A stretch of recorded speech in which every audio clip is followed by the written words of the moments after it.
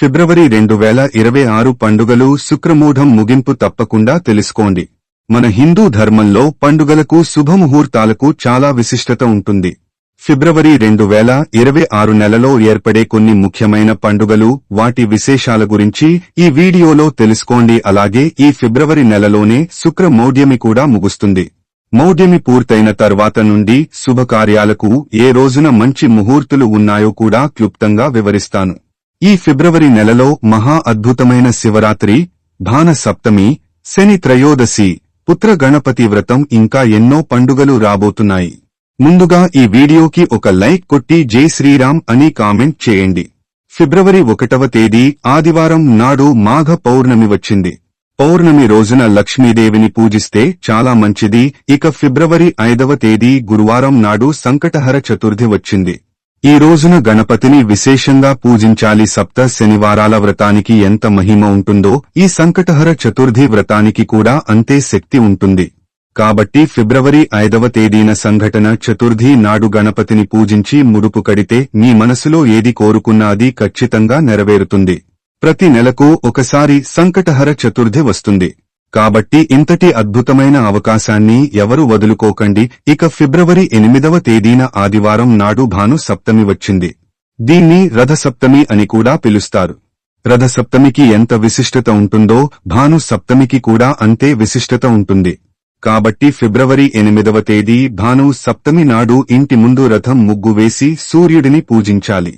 ఈ రోజు సూర్యుడికి నమస్కారం చేసి అర్ఘ్యం సమర్పిస్తే జాతక దోషాలు, అనారోగ్య సమస్యలన్నీ తొలగిపోతాయి.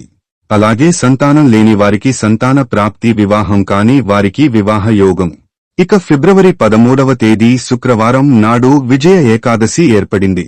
ఏకాదశి తిథి విష్ణుమూర్తికి ప్రీతికరమైనది. కాబట్టి శుక్రవారంతో ఏకాదశి రావడం చాలా విశేషం.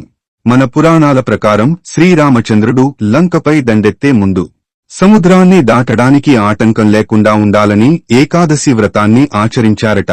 కాబట్టి మీ పనుల్లో ఆటంకాలు లేకుండా విజయాలు కలగాలంటే ఫిబ్రవరి 13వ తేదీన విష్ణుమూర్తిని పూజించండి.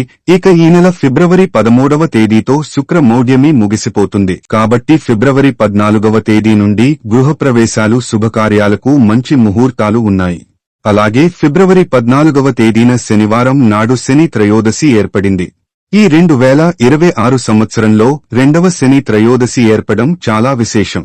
శని త్రయోదశి అంటేనే మన కష్టాలను తీర్చిచే, కోరికలను నెరవేర్చే అద్భుతమైన రోజు.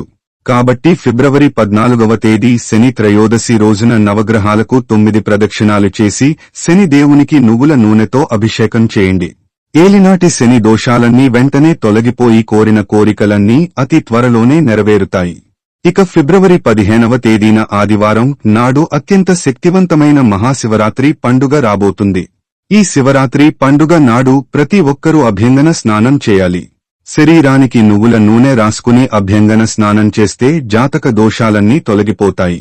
శివరాత్రి పర్వదినాన ఏది చేసినా చేయకపోయినా ప్రతి ఒక్కరూ ఉపవాసం ఉండాలి. అలాగే ఓం నమః శివాయ అనే మంత్రాన్ని 108 సార్లు జపిస్తే కోరిన కోరికలన్నీ వెంటనే నెరవేరుతాయి. సాధారణంగా కార్తీక మాసంలో 365 వత్తులు దీపం వెలిగిస్తాము. అలాగే శివరాత్రి రోజున కూడా ప్రతి ఒక్కరూ ఆవు నెయ్యితో 365 ఒత్తుల దీపం వెలిగించాలి. తద్వారా జన్మజన్మల పాపాలన్నీ తొలగిపోయి అప్లైశ్వర్యాలు సిద్ధిస్తాయి. అదేవిధంగా ఈ శివరాత్రి పర్వదినాన ప్రతి ఒక్కరూ నారికేళ దీపాన్ని వెలిగించాలి. కొబ్బరికాయలో త్రిమూర్తులు నివసిస్తారు. కాబట్టి ఈ శివరాత్రి పండుగ నాడు మీ ఇంట్లో ఉన్న తులసి కోటలో లేదా శివాలయంలో కాని కొబ్బరికాయ దీపం వెలిగించండి. ఆ శివయ్య వెంటనే కరుణిస్తాడు. అలాగే ఈ శివరాత్రి నాడు ప్రతి ఒక్కరూ శివలింగానికి అభిషేకం చేయండి. విశేషంగా ఆవుపాలతో శివలింగానికి అభిషేకం చేస్తే సంతానం లేని వారికి సంతాన ప్రాప్తి, అలాగే మీ ఆయుష్ పెరుగుతుంది. అలాగే చెరుకు రసంతో అభిషేకం చేస్తే దరిద్రం, బాధలన్నీ తొలగిపోయి లక్ష్మీ కటాక్షం సిద్ధిస్తుంది. అలాగే తేనెతో అభిషేకం చేస్తే అనవసరపు ఖర్చులు తగ్గి మీ ఇంటి ఆదాయం పెరుగుతుంది. అలాగే ఈ శివరాత్రి పండుగ నాడు శివునికి ఒక బిల్వపత్రాన్ని సమర్పిస్తే చాలు, 3 జన్మల పాపాలను తొలగిపోతాయట. శివరాత్రి రోజున రాత్రంతా జాగరణ చేస్తూ శివనామ స్మరణ చేస్తే స్వర్గలోక ప్రాప్తి కలుగుతుందని నమ్మకం. ఈ విధంగా శివరాత్రి నియమాలు పాటిస్తే ఈ సంవత్సరం అంతా సిరి సంపదలకు లోటు లేకుండా సుఖ సంతోషాలతో జీవిస్తారు. ఇక ఫిబ్రవరి 17వ తేదీన మంగళవారం నాడు మాఘ అమావాస్య ఏర్పడింది. ఈ అమావాస్యతో మాఘమాసం ముగిసిపోయి ఫాల్గుణ మాసం ప్రారంభమవుతుంది.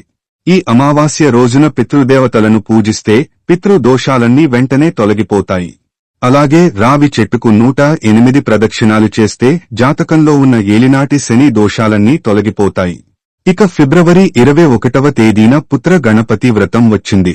దీనికి చాలా శక్తి ఉంటుంది. ఎవరైతే సంతానాన్ని కోరుకుంటున్నారో అలాంటివారు ఈ రోజున గణపతి వ్రతాన్ని చేస్తే ఖచ్చితంగా సంతాన ప్రాప్తి కలుగుతుంది. అలాగే పిల్లలు ఉన్నవారు ఈ వ్రతాన్ని ఆచరిస్తే మీ పిల్లల భవిష్యత్తు బాగుంటుంది. గణపతి పుత్రవ్రతాన్ని ఎలా చేయాలంటే ఒక మట్టి గణపతి విగ్రహాన్ని తెచ్చుకుని గణపతిని ఎర్రటి పుష్పాలతో అలంకరించి 21 గరిక ఆకులను సమర్పించి కొబ్బరి నూనెతో దీపం వెలిగించి గణపతికి నైవేద్యంగా కుడుములు ఉండ్రాళ్లు సమర్పించి ఓం గం గణపతయే నమః అనే మంత్రాన్ని చదువుతూ గణపతిని పూజించాలి. ఈ విధంగా గణపతిని పూజిస్తే మీ కోరికలు ఖచ్చితంగా నెరవేరుతాయి. అలాగే ఫిబ్రవరి 23వ తేదీన సోమవారం నాడు ప్రతి ఒక్కరూ సోమవార వ్రతాన్ని ఆచరించాలి. ఈ రోజున శివపార్వతులను పూజిస్తే భార్యాభర్తల మధ్య గొడవలు లేకుండా ప్రేమనురాగాలు పెరుగుతాయి. అలాగే వివాహం కాని అమ్మాయిలకు మంచి మనసున్న భర్త లభిస్తాడు. ముత్తైదులు తమ సౌభాగ్యాన్ని కాపాడుకోవడానికి ఈ సోమవార వ్రతాన్ని ఆచరిస్తారు. ఈ సోమవారం వ్రతాన్ని ఎలా ఆచరించాలంటే ఉదయాన్నే శివ పర్వతాలను పూజించి ఆడవారు రోజంతా ఉపవాసం ఉండి సాయంత్రం మీ దగ్గరలో ఉన్న శివాలయానికి వెళ్లి శివాలయంలో శివలింగానికి అభిషేకం చేయాలి. ఈ విధంగా శివుడిని పూజిస్తే ఆ శివయ్య వెంటనే కరుణించుతాడు. ఇక ఫిబ్రవరి 24వ తేదీ మంగళవారం నాడు అత్యంత శక్తివంతమైన దుర్గాష్టమి వచ్చింది. దుర్గాష్టమి అంటే మహిషాసురుణ్ణి సంహరించడానికి అమ్మవారు దుర్గాదేవిగా అవతరించిన పవిత్రమైన రోజు కాబట్టి ఈ దుర్గాష్టమి రోజున దుర్గాదేవిని పూజిస్తే చాలా మంచిది. విశేషంగా దుర్గాష్టమి రోజున మధ్యాహ్నం 3 గంటల నుండి 4 గంటల 30 నిమిషాలు మధ్యలో అమ్మవారి ఆలయంలో రాహుకాల దీపం వెలిగిస్తే దుర్గమ్మ ఆశీర్వాదంతో మీ కష్టాలన్నీ వెంటనే తీరిపోతాయి. నిమ్మకాయతో వెలిగించే దీపాలను రాహుకాల దీపాలని అంటారు. ఇక ఫిబ్రవరి 27వ తేదీన అత్యంత శక్తివంతమైన అమలక ఏకాదశి వచ్చింది. అమలక అంటే ఉసిరి అని అర్థం. పురాణాల ప్రకారం బ్రహ్మదేవుని కన్నీటి బిందువు నుండి ఈ రోజున ఉసిరి చెట్టు ఉద్భవించిందని, ఈ ఉసిరి చెట్టులో లక్ష్మీనారాయణ నివసిస్తారని నమ్మకం. కాబట్టి ఈ అమ్మలక ఏకాదశి రోజున ఉసిరి చెట్టు కింద దీపం వెలిగించి ప్రదక్షిణాలు చేస్తే 1000 గోదానాలు చేసినంత పుణ్య ఫలితం లభిస్తుందట. డబ్బు సమస్యలు కూడా వెంటనే తీరిపోతాయి. ఈ విధంగా ఈ ఫిబ్రవరి నెలలో ఎన్నో పండుగలు వచ్చాయి. ఇక ఈ ఫిబ్రవరి నెలలో శుభకార్యాలు చేయటానికి ఏ రోజు మంచిదో తెలుసుకుందాం. అద్దె ఇల్లు మారడానికి అలాగే గృహప్రవేశాలు చేయడానికి ఫిబ్రవరి 19, 20, 21, 25 అలాగే ఫిబ్రవరి 26 ఈ 5 రోజులు గృహప్రవేశానికి మంచి ముహూర్తాలు ఉన్నాయి. ఇక పిల్లల నామకరణం లేదా అక్షరాభ్యాసం చేయించడానికి ఫిబ్రవరి 19, 21, 26 ఈ 3 తేదీలు చాలా శ్రేష్టమైనవి. అలాగే వాహనాలు కొనుగోలు చేయాలంటే ఫిబ్రవరి 19 మరియు 25 ఈ 2 తేదీలు అనుకూలంగా ఉన్నాయి. కొత్త వ్యాపారాలు ప్రారంభించడానికి ఫిబ్రవరి 18, 19 మరియు 25 ఈ 3 తేదీలు అనుకూలంగా ఉన్నాయి. అలాగే వివాహానికి కూడా శుభముహూర్తాలు ఉన్నాయి. ఫిబ్రవరి 19, 20, 21, 24, 25, 26 ఈ 6 రోజులు వివాహానికి శుభముహూర్తాలు ఉన్నాయి. ఈ విధంగా ఈ ఫిబ్రవరి నెలలో ఆచరించాల్సిన నియమాల గురించి ప్రతి ఒక్కరూ తెలుసుకున్నారు కదా. ఇంకా మీకు ఏమైనా సందేహాలు ఉంటే మీ ప్రశ్నను కామెంట్ చేయండి. ఈ వీడియో గనుక మీకు నచ్చినట్లయితే ప్లీజ్ లైక్ చేసి మీ ఫ్రెండ్స్ కి షేర్ చేయండి. అలాగే మా కొత్త వీడియోస్ మీకు వెంటనే చేరాలంటే మా ఛానల్ ని సబ్స్క్రైబ్ చేసుకుని పక్కనే ఉన్నటువంటి బెల్ ఐకాన్ ని ప్రెస్ చేయండి. ధన్యవాదములు.